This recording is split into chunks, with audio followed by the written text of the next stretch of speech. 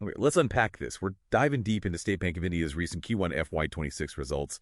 We've got insights here from several top brokerages, Nuvama, Normal Bank, Jefferies, HSBC, Bernstein. Our goal today, cut through the noise, really highlight what matters for you, the investor. And right off the bat, the big news. SBI absolutely beat profit expectations. Net profit after tax surged 12.5% year on year. That's $191.6 billion. Huge number. But here's where you really lean in, the how. How do they actually do that? Exactly. Because what's fascinating here is that this, really strong profit growth wasn't primarily from their core interest income. That's the bread and butter, the money from lending. That part was actually flat, slightly down 0.1% at $410.7 billion. And they actually saw significant margin pressure. Their global net interest margins, the NIMs, they dropped 10 basis points, just quarter on quarter, down to 2.90%. 10 basis points. So if the main engine, the core lending, wasn't really firing at full throttle, how do they manage such a strong profit number? Well, this is the really interesting part. The big story, it seems, is a major jump in other income. Specifically, really strong Treasury gains. We're talking $63.3 billion there. And at the same time, incredibly tight control on operating expenses. That improved their cost-income ratio down to 47.7%. So it's like they use different levers. Strong Treasury performance, keeping costs down, that offset the weaker core margins. Precisely.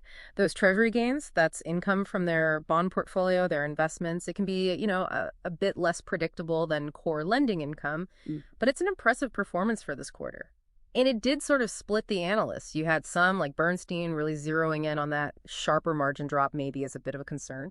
But then others, like Nuvama and Normal Bank, they looked at the whole picture. They saw resilience, noting, hey, this margin drop wasn't actually as bad as what some other banks are seeing right now. It kind of highlights their ability to adapt, when the core business faces headwinds. That makes sense. A clever way to protect the bottom line, using those other levers.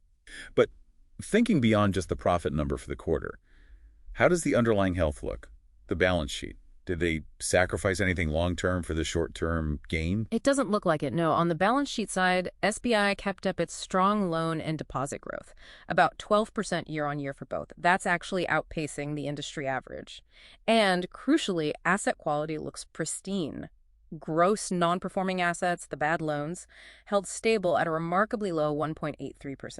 1.83%? Wow. That's really low, like a fortress balance sheet, as they say. Exactly. It really is strong. Though it wasn't all sunshine. There was one notable negative.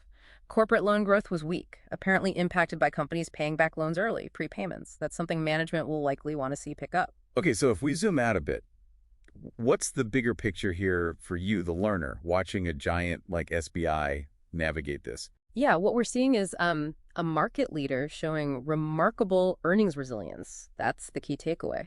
They effectively use that strong treasury performance and tight cost control to offset the pressure on core interest margins. And they did this while still growing loans and deposits robustly and keeping that asset quality excellent. And what's the outlook? What's management saying? Management is guiding for what they call a U-shaped recovery for domestic NIMs.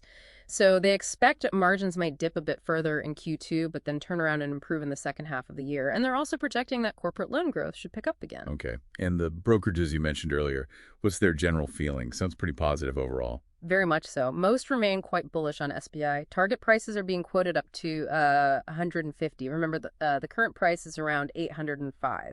And the reasons they cite are pretty consistent.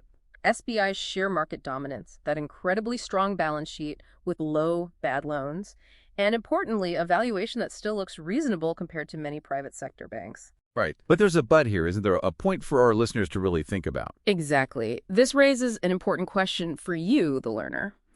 While SBI's ability to use these other levers, Treasury, costs to protect profits is clear and frankly impressive this quarter, that reliance on potentially volatile Treasury gains for the profit beat, and the fact that they're guiding for a U-shaped margin recovery, not an immediate bounce back.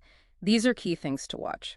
So the question for you is, what stands out to you about this kind of strategic balancing act? And how would you evaluate similar reports from other companies where non-core income plays such a big role in the headline profit number? Maybe think about how sustainable those other levers really are in the long run compared to the core business.